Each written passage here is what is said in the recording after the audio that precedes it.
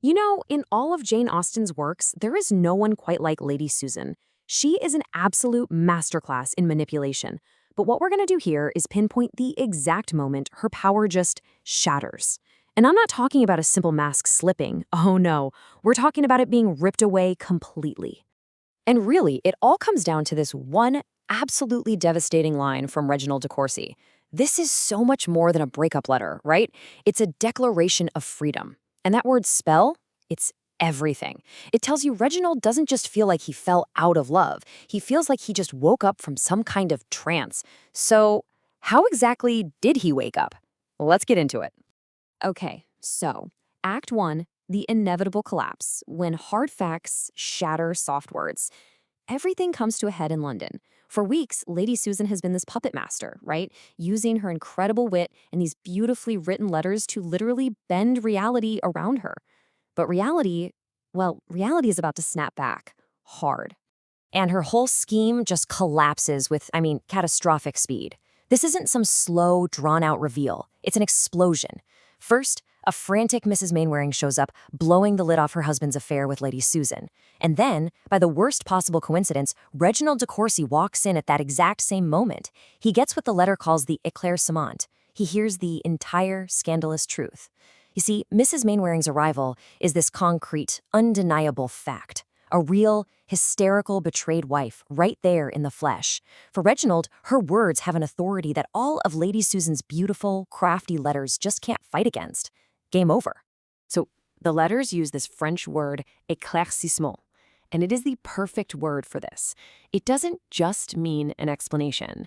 It's more like a sudden flash of lightning that just illuminates everything. For Reginald, this is it. This is the moment that thick fog of infatuation gets completely burned away by the just brutal clarity of the truth. Poof, the spell is broken, all because of this one shocking moment. All right, so Act 2, the rejection of a spell, how Reginald breaks free. The truth is out, which is great, but, that's only half the battle, isn't it? Now we get to see the real psychological struggle. Reginald has to actually confront his manipulator and make sure that spell stays broken. And, of course, Lady Susan makes one last-ditch effort. She gets Reginald's letter, and her response is to pretend she is completely and utterly confused. She says, "I am bewildered in my endeavors to form some rational conjecture." This is textbook gaslighting 101. By claiming she's bewildered, she's trying to make Reginald doubt what he literally saw and heard with his own eyes and ears. She's desperately trying to pull him back into her web for just one more explanation. And this right here, this is the final standoff. Just look at the contrast. Her plea is, "Visit me." His refusal, "I will not see you." She says, "Give me an opportunity of clearing myself." He says, "My understanding is at length restored." She's bewildered, and he abhors the artifices which had subdued me. It's so clear, right?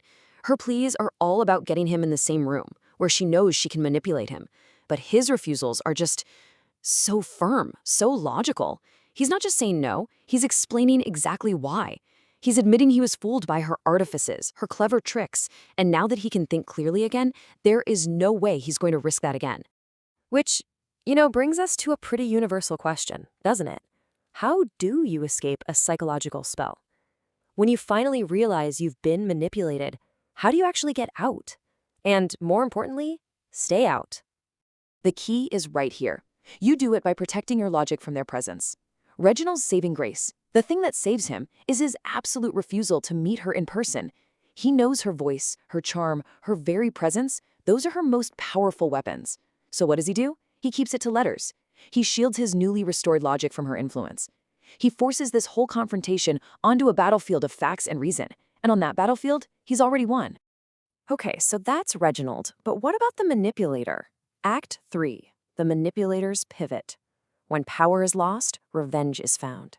See, when someone like Lady Susan loses, she doesn't feel heartbreak. Not really. What she feels is a loss of power.